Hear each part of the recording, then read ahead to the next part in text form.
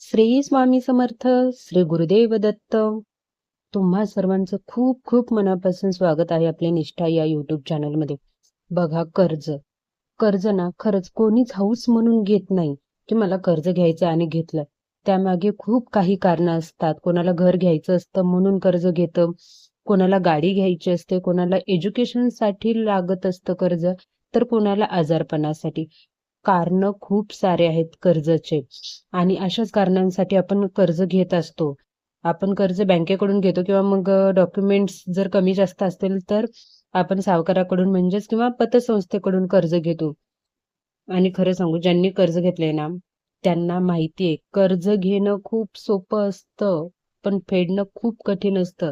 कारण की आपण घेतलेल्या अमाऊंटवर आपल्याला व्याज पण भरावं लागतं आणि मग कधी कधी अशी वेळ येते की घेतलेलं अमाऊंट प्लस व्याजाचे अमाऊंट दोन्ही मिळून खूप जास्त होतं आणि मग आपल्याला काहीच सुचत नाही की आता यातून कसा मार्ग काढायचा, कसं बाहेर पडायचं.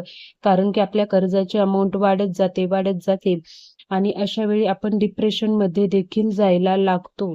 पण बघा, मी तुम्हाला सांगेल की आज मी काही तुम्हाला उपाय सांगणार आहे त्याच्यासाठीच, की जर का तुम्ही कर्ज घेतलं असेल, तुम्हाला त्या कर्जातून मुक्ती मिळवायची असेल, कर्ज कमी करायचं असेल, तर तुम्ही हे उपाय नक्की करू शकता. मी 4 उपाय सांगणार आहे. चारीपैकी कोणताही एक केला तरी चालेल, सगळे केले तरी अतिउत्तम.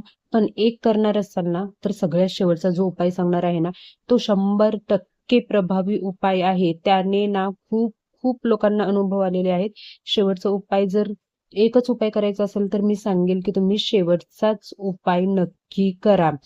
पण सगळ्यात महत्वाचं म्हणजे हे उपाय केल्याने तुमचे कर्ज आपोआप संपेल असं मी म्हणणार नाही. कारण की पैसा हवा असेल, कर्ज फेडायचं असेल तर तुम्हाला मेहनत करावीच लागणार आहे. तुम्ही मेहनत केली आणि त्यासोबत जर का हा उपाय केला ना, तर भगवान तुम्हाला म्हणजे स्वामी तुम्हाला त्यातून बाहेर कसं निघायचं त्याच्यासाठी रस्ता दाखवतील आणि त्या अडचणीतून तुम्हाला ते बाहेर काढतील. पण सांगते मी तुम्हाला की त्यासाठी मेहनत खरंच खूप महत्वाची आहे.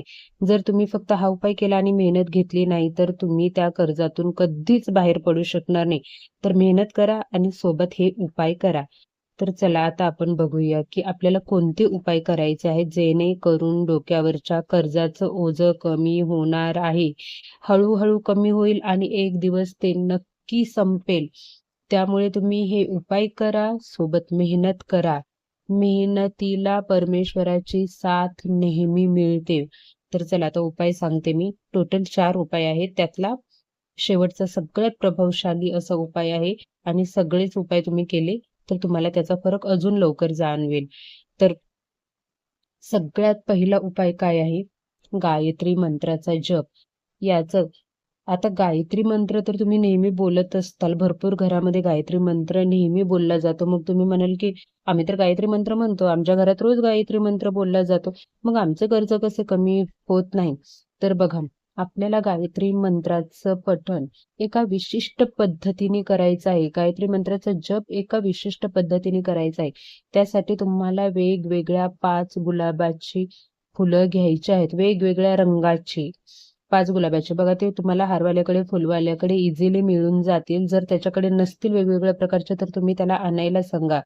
आता काय करायचं आहे तुम्हाला, तर ती 5 गुलाबाची फुलं ना आणि एक पांढरा कपडा, अगदी 1 मीटर कपडा पांढरा असेल तरी चालेल. त्या कपड्यामध्ये गुलाबाचं फूल एक ठेवायचं आहे आणि सोबत गायत्री मंत्राचा तुम्हाला जप करायचा आहे. 11 वेळा तुम्हाला गायत्री मंत्र म्हणायचा आहे आणि त्यानंतर तुम्हाला या कपड्याची गाठ बांधून ते वाहत्या पाण्यात प्रवाहित करायचं आहे. आणि प्रवाहित करताना कर्ज संपण्यासाठी, कर्जातून मुक्त होण्यासाठी तुम्हाला प्रार्थना करायची आहे. हा उपाय तुम्ही कधी पण कोणत्याही शुभ दिवशी करू शकता. आता दुसरा उपाय कोणता आहे, तर मसूर डाळीचा.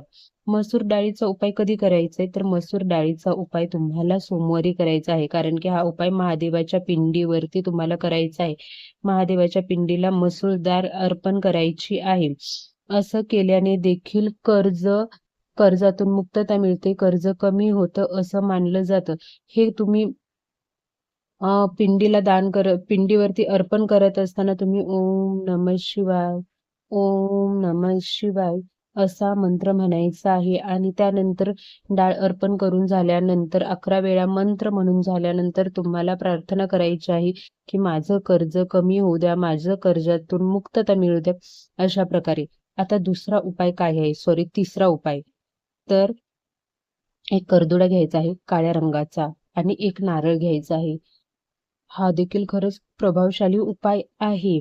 हा उपायाने पण भरपूर जणांना फरक पडलेले आहेत. तर हा उपाय कधी करायचा आहे की कोणत्याही शनिवारी तुम्ही हा उपाय करू शकता. नारळाला काळा धागा गुंडाळायचा आहे, नारळाला हळदी कुंकू लावायचं आहे, पूजा करायची आहे आणि प्रार्थना करायची आहे कर्ज संपण्यासाठी. आणि तो नारळ देखील तुम्हाला वाहत्या पाण्यात प्रवाहित करायचा आहे. अशा प्रकारे 3 उपाय सांगून झालेले आहेत. आता चौथा आणि खूप महत्वाचा आणि खूप प्रभावशाली असा उपाय म्हणजे आपल्याला काय करायचं आहे, तर व्यंकटेश स्तोत्राचं 21 दिवसाचं पठण करायचं आहे. जो कोणी 21 दिवसाचे व्यंकटेश स्तोत्राचं पठण करतो नित्य नियमाने, त्याची कर्जातून मुक्तता होते म्हणजे होतेच. पण फक्त पठण करून नाही, त्यासोबत मेहनत करून होणार आहे. तर पठण कसं करायचं असतं माहितीये का, रोज एक मंडल म्हणजेच 21 वेळा, एक मंडल म्हणजे 21 वेळा असं 21 दिवस तुम्हाला पठण करायचं आहे. त्यासोबत तुम्हाला सगळ्या नियम, अटी, मांसाहार करायचा नाही, पाळी, विटाळ, सुतक या सगळ्या गोष्टींची काळजी घ्यायची आहे. आणि सगळ्यात महत्वाचं म्हणजे रात्री बरोबर 12 वाजता आपल्याला हा उपाय करायचा असतो.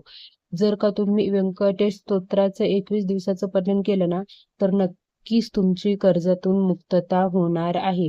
त्यामुळे सगळ्यात शेवटचा तर खूप प्रभावशाली उपाय आहे आणि त्यासोबतच बाकीचे 3ही प्रभावशाली आहेत. पण चौथ्या उपायाचा खूप लोकांना फायदा झालेला आहे. आता तुमची मर्जी, तुम्हाला सगळे उपाय करायचे, शेवटचा करायचा आहे की कोणता करायचा आहे. पण कर्जातून मुक्तता हवी असेल तर मेहनत करा आणि त्यासोबत हे उपाय नक्की करा. व कमेंटमध्ये श्री स्वामी समर्थ लिहायला विसरू नका. व्हिडिओ आवडला तर व्हिडिओला लाईक करा. श्री स्वामी समर्थ. श्री गुरुदेव दत्त. अक्कलकोट महाराज की जय.